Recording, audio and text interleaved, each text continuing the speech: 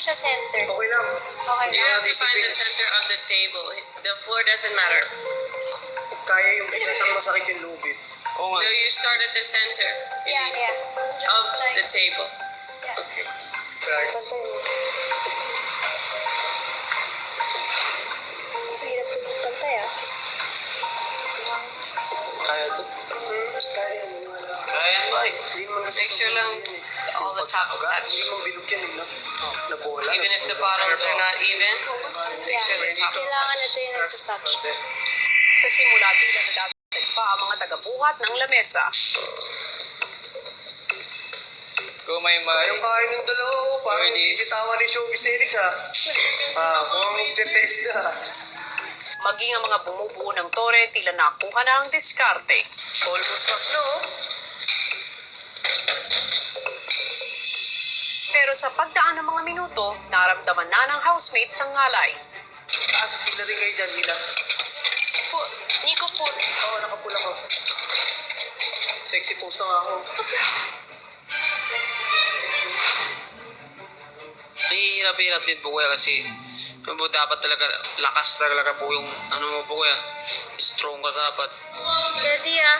Oo, kaya. Steadies. Everybody I'm gonna change my position. Can you wait. Bababa din siya. Sige, antay namin si Edward. While you're waiting, hold it up. Sorry, I'm on my neck.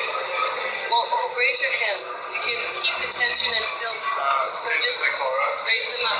Like that? Lower. Waiting on you guys. Kiris maganda yung Pass ginawa mo. na. Thank you, bro. Mabigat po talaga siya, kuya. Doon masusubukan yung stability ng bawat isa, kuya. Yung hindi ka gagalaw, yung mga nagbubuhat, at syempre naman sa mga nagtatayo, nandyan yung galing nila sa paggawa ng tore. Kailangan magaan yung kamay. Try natin muna to. The reason everyone's forward is so that they can raise it up higher without pulling as hard. Para... That's why everyone's moving forward is because it's getting heavier. Malapit na. Edward, go forward and pull the rope. Don't worry about what's behind you. Just worry about what you pull. The other hand.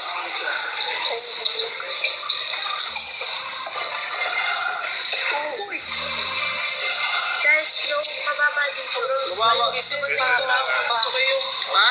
Pasok kayo. Kasi yung...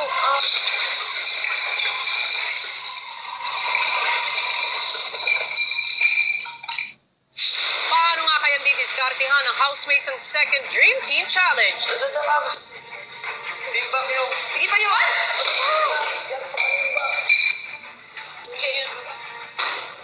Ano ang mga dagdag hamong ibibigay ni Kuya? Mamalim ako eh. Masarap sa pakiramdam po na nakikita mo yung anak mo. Gusto ko siya mayakap, syempre po. Naghihintay ang iyong ina sa confession room. Anong iyong desisyon ko?